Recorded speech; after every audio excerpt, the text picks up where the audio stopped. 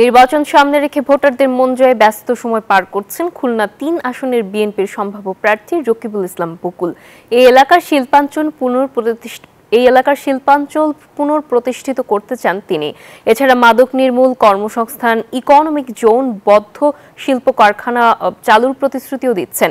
জুলাই আন্দোলনের প্রেক্ষাপটে রাজনৈতিক পট পরিবর্তনের নতুন হিসেব নিকেশ করছেন ভোটাররা। মাকসুদ রহমানের পাঠানো তথ্যচিত্রে প্রতিবেদন।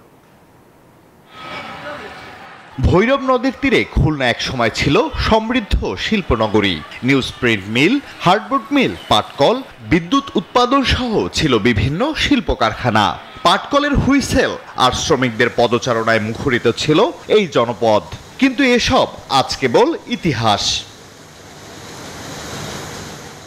বর্তমানে শ্রমিক অধ্যুষিত নগরীর খালিশপুর, দৌলতপুর ও খানজাহান আলী থানা নিয়ে গঠিত খুলনা ৩ আসনটি মৃত শিল্পনগরী।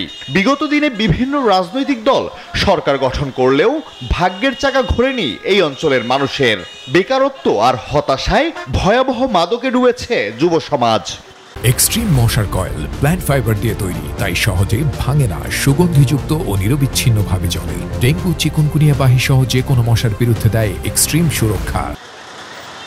এই অন্ধকারের মাঝে আলোর দিশারি হয়ে এসেছেন বিএনপির তরুণ প্রার্থী রফিকুল ইসলাম বকুল।